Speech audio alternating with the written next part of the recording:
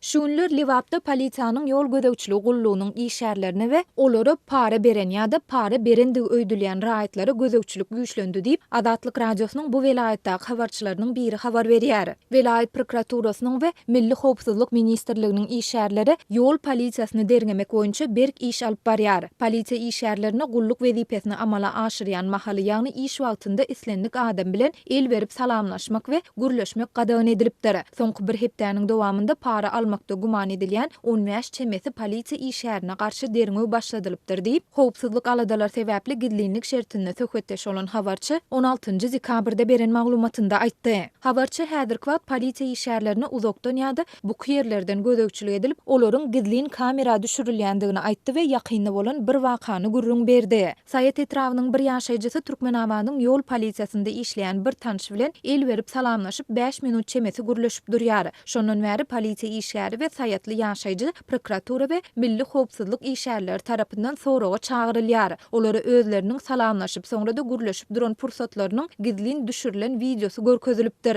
Ýaşaýjy olara polisiýa işgäri meniň tanışym diýse-de onu dinlemeýärler. Olar ýaşaýja näme sebäpden elleşip salamlaşdyň 5 minutlap näme gürleşdiňiz diýen soraglary gaýta-gaýta berip seniň ýol polisiýasyna para beren bolmagy mümkin diýen şüphe bilen her gün soraga çagyrýarlar diýip habarçy belledi. Adatlyk radiosunda bu wakanyň haçan we nirede bolandygy şeýlede oňa kimleriň gatnaşandygy barada dolu maglumat bolsa-da howpsuzlyk aladalar sebäpli olary köpçülige ma'lum etmekden saklanýar. Aýdylmagyna görä prokuratura we howpsuzlyk işgärleri bu waka bilen ilteşikli soraga çagyrylýan ýaşaýja Türkmenistanyň kanunçylygynda para berenem, para alanem deň jogapkärçilige çekilýär diýip onuň para berendigini boyun almak üçin basyş edýärler. Adatlyk radiosyna ýokarda gürrüň edilýän ýagdaýlar barada Lebap welaýat prokuraturasynyň we Milli Howpsuzlyk ministrliginiň Türkmenabatdaky bölüminden kommentariýa almak başartmady. Ýöne bu habarlar Lebapda polisiýa işgärlerine garşy 2 aý çemesi wagt dowam eden güýçli gödäwçilikden soň olaryň işine ünsüň gaýtadan gowşadylandygy barada habarlaryň ýa-da gabat geldi.